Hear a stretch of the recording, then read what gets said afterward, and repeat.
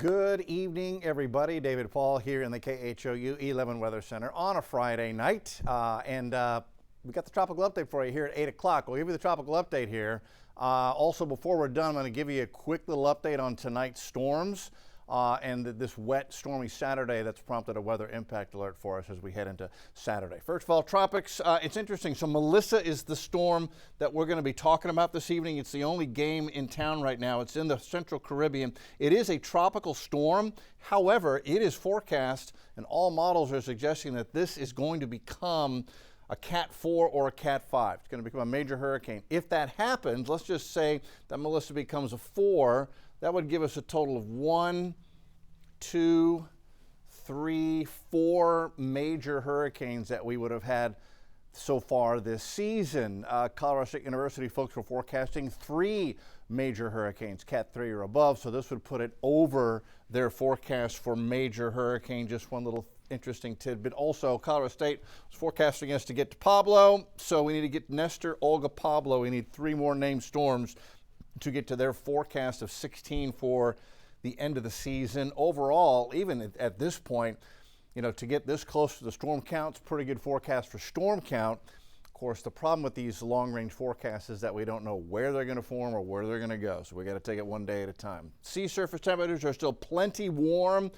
88 in the Central Gulf, 90 Western Carib, 90 Central Carib. This is right where Melissa is forming. So not only is there a lot of surface warmth, there's also deep water warmth. I'll get to that in just a minute. We'll take a closer look at the Carib and the Gulf, and right in here, just so warm. Sea surface temps near 90, that's bath water.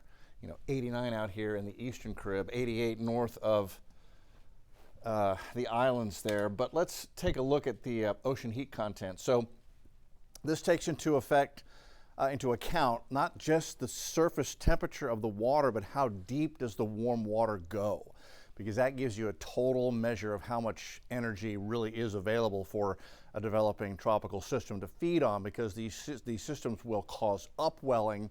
If there's cold water underneath a skin temperature that's warm, you know, that's not nearly as much energy for a storm as there is if there's 90-degree water here and then it stays very warm down 15, 20, 25, 30, all the way 50 feet, because it's going to upwell that water. So if it's warm water, it's upwelling in addition to the skin temperature being warm, got a lot of energy to feed a storm, and that's what is happening right now. And in fact, as I look at this, see this little area that's been carved out where there's the colors aren't quite as bright? So this updates every 12 hours. So already right there, you're seeing there's lower ocean heat content available, because that right there is where Melissa is forming and upwelling. It's pulling, it's using the heat energy that's sitting right there for it to form. Interesting. Okay, so there's Melissa on the satellite. You can see how quiet the Gulf is. There's nothing developing in the open Atlantic. This is the only system we're watching. Nothing else expected to develop over the next 7 days at least. So Melissa, as it was an area of disturbed weather, came west. Then it started to develop, and once it got in here, it just kind of stalled out. So deep convection now over the center of the storm. It's beginning to strengthen. Winds are at 65. Once we get 10 miles an hour higher than that, we're going to call it a Cat 1 hurricane. It's moving north at 2, so it's almost not moving for all intents and purposes. And I thought I'd show you a close-up of the track over the past 36 hours. So we went north, curly-cued down, west, went north, curly-cued down, and here we've made a big show of going nowhere over the last day and a half. And that is what is going to continue for the next day or two as this continues to sit and feed on not only the warm water in the Carib, but also upper-level winds are in the process, even right now, of becoming very favorable for development. They're becoming very light at the upper level, so there won't be any shear. So you're going to have this developing over very warm water in an unsheared environment, and that is the ingredients you need to get a major hurricane. So this is forecast to drift west and become a Cat 4 as we head into the end of the week and early next week. So this is going to be a slow process. This is Monday, Cat 4 south of Jamaica.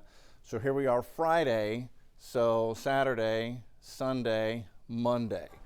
So 3 more days at least of Jamaica sitting in this on the wet side of a developing and strong system. Now, so far, the rain shield has stayed here, so they haven't had a whole lot of rain in Jamaica, but they're going to get a lot. And mudslide and heavy rain and flash flood threat for Jamaica and the island of Hispaniola remains the biggest threat. And then it will eventually make a move to the north and east. And that actually is going to happen because our cold front coming in here middle of next week to make it nice and cool for Halloween, that front's going to come in. It's going to go all the way into the Carib, and that is what it's going to help pick up and finally move Melissa, finally move it out across the Bahamas and out of here. Here's the modeling on this. This is where a major hurricane is forecast to be sitting by Monday afternoon. So still sitting here Monday afternoon. And again, what you're looking at is a powerful counterclockwise rotation. And so that is going to sling all this moisture. The fetch coming off the Carib will be long into Jamaica. You know, where there's elevation, they're going to get mudslides, and the flooding there is going to be bad. This is by Monday evening, and then it does finally make a move and just jet out of there as we get into the middle of next week as the trough comes in to push it out and away.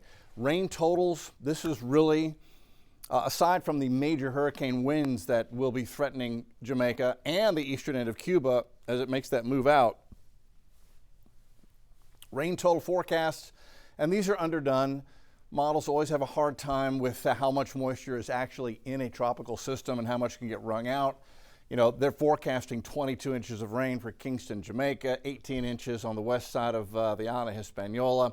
You're going to get some rain totals in here that are probably 15 to 20. You'll probably get rain totals in here that are 30 inches, you know, 15 to 20 inches east side of Cuba easily. So flooding and mudslides a gigantic threat with this particular tropical system. All right, so let's take us through our forecast for tonight here in Houston. We're going to get this line of thunderstorms coming in here. Between now and 5 a.m., line of storms rolls in.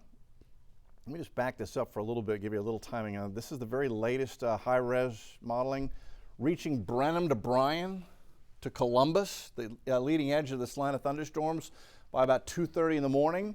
So lightning and thunder are going to wake you guys up. There may be some gusty wind with this. Straight line winds will be the biggest threat with that line of thunderstorms. That's 2:30 in the morning. And then by the time we get into about 4:30, that's when the leading edge reaches the downtown area.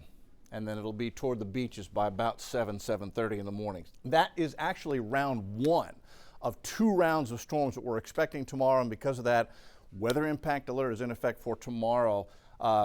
Friday's forecast. Okay, I need to flip this. Let's just skip to the extended. So Saturday's forecast, 100% chance for rain and thunderstorms in the wee hours this morning. I think we're going to get a little break in the middle of the day Saturday, and then Saturday afternoon and evening we get another round of rain and thunderstorms. And those actually I think are severe threat. If we're going to get any wind damage or an isolated tornado, it'll be tomorrow afternoon and evening that we have the best chance for that. So 2 rounds of rain, morning, 1 in the morning, and then 1 in the evening on Saturday for a real messy day. Much nicer on Sunday. We get a real cold front. First one Tuesday evening, and then Wednesday, Thursday, and Halloween Friday are just spectacular. We'll take a detailed look at all of that on our next live broadcast. That's on KHOU 11 News at 10 o'clock tonight. Len, Mia, Jason, and myself will see you then.